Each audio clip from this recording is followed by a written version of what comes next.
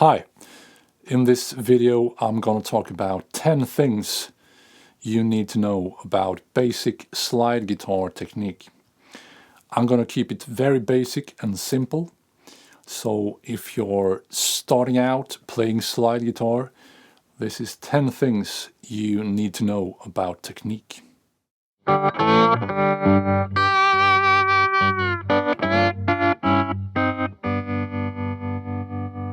So what slide should you start out with as a beginning slide guitar player?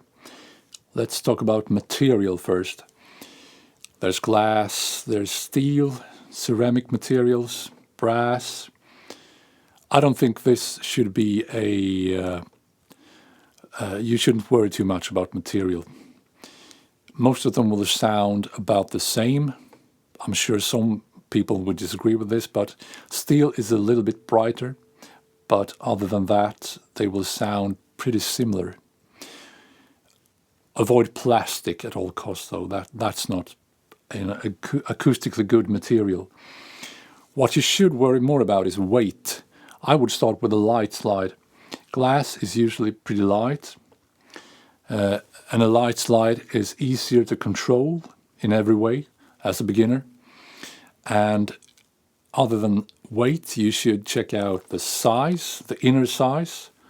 It should fit your finger, not fall off too easy, not be too tight. And the length. If you plan to play chords, you will want to have a slide that is at least as long as the fretboard is wide.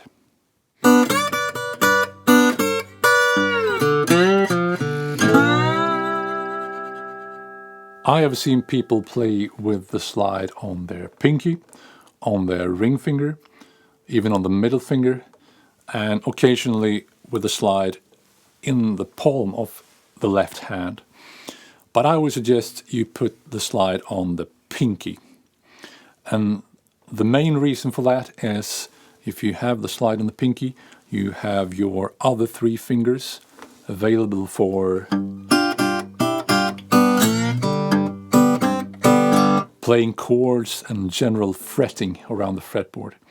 And if you play a 12 fret neck, like I do, where the 12th fret is right where the body starts, it's easier to reach the high notes if the slide is on the pinky.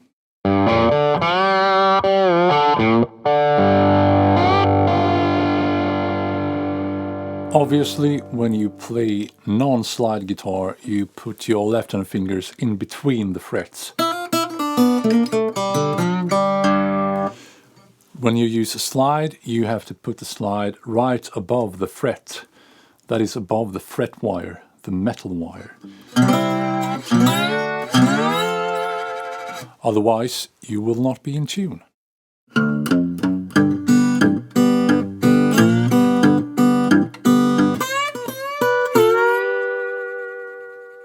One of the difficult things when you start playing slide is to use the right amount of pressure on the slide when pressing on the string.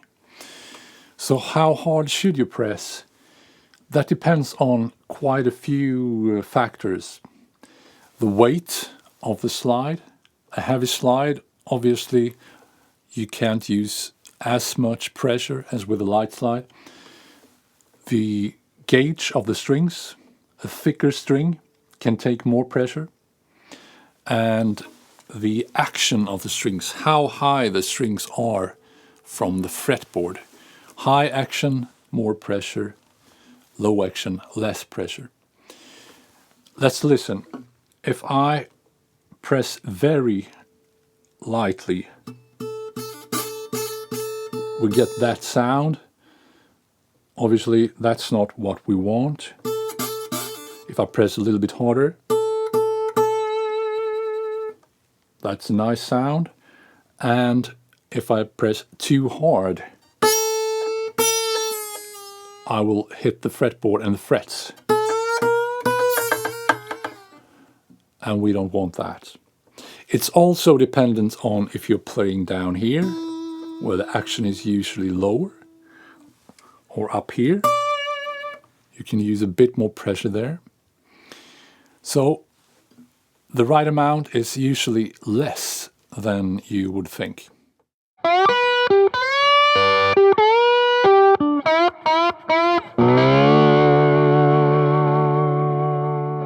Although you could use a flat pick. I wouldn't recommend it. And there are a few reasons for that.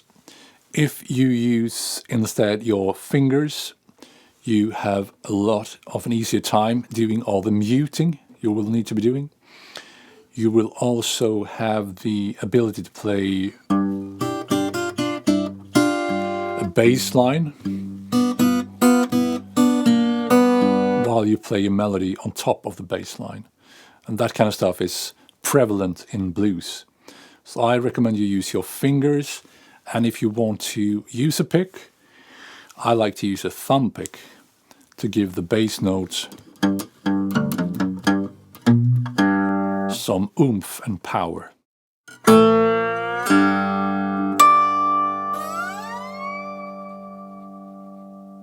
The most basic sort of left-hand muting you do when playing slide is that you mute behind the slide like this. You put your fingers, the rest of the fingers, down on the strings behind the slide to mute that part of the string, the part you do not want to hear.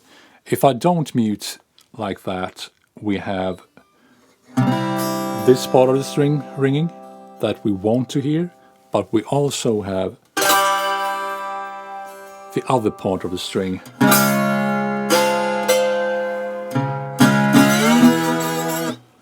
So, to get rid of that, we put the fingers down on the string. The only place where this could possibly sound good, to my ears at least, is on fret 12.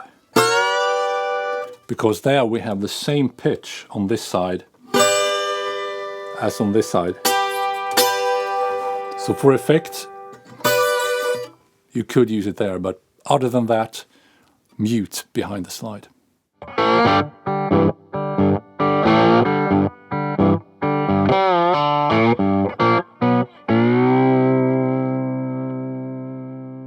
Right-hand muting is a huge subject when you're playing a slide guitar.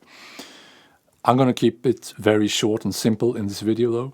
So basically what you need to do is mute all the strings you're not playing on. So for example, I play a note, say on string 3 with my index finger. In this case I use the middle finger on string 2 for muting. I just park it there. The ring finger on string 1, park that on there. The index finger plays the third string.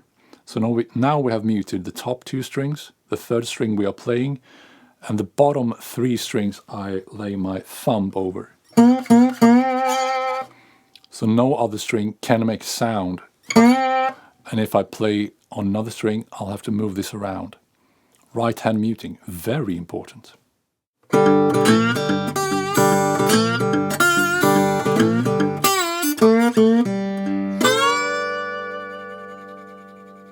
Having good intonation basically means playing in tune.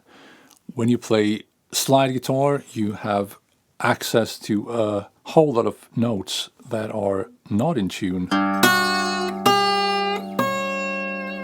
So, as I said earlier, keep the slide over the fret wire and you should be in the ballpark. For reference, you could use the open strings to guide you. You could use, of course, a backing track or even real musicians, or you could use a tuner.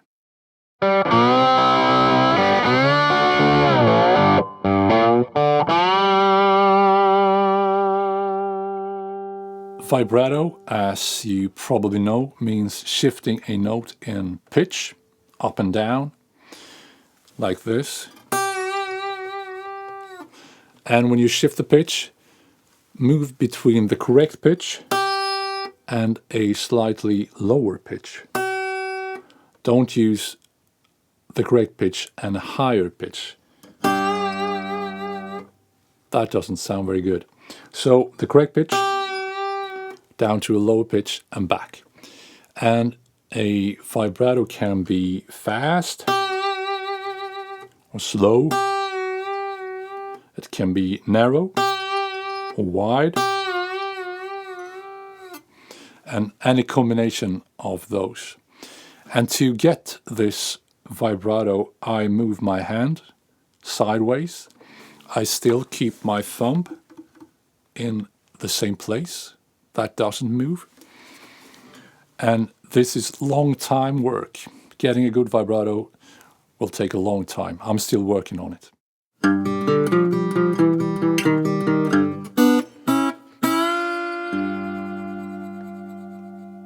Let's take a simple melody like this one.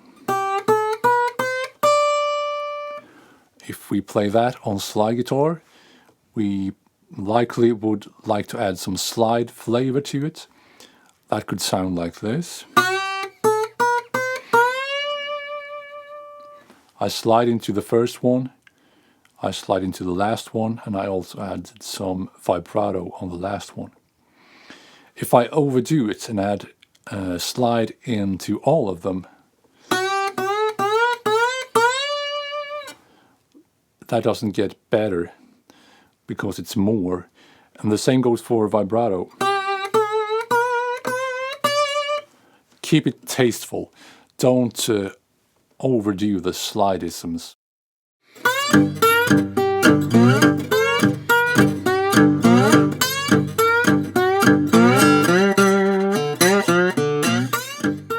If you want to get serious about playing slide blues guitar, look into my new book called Learn How to Play Slide Blues Guitar in Open G. Open G is a really good tuning to start from when playing slide blues guitar.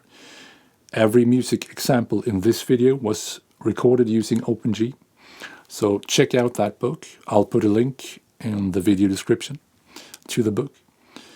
If you have any questions about what I said in this video or anything else, ask them in the comment section. You can also put your ideas there about what you want me to do videos about. That's it for now. See you next time. Bye.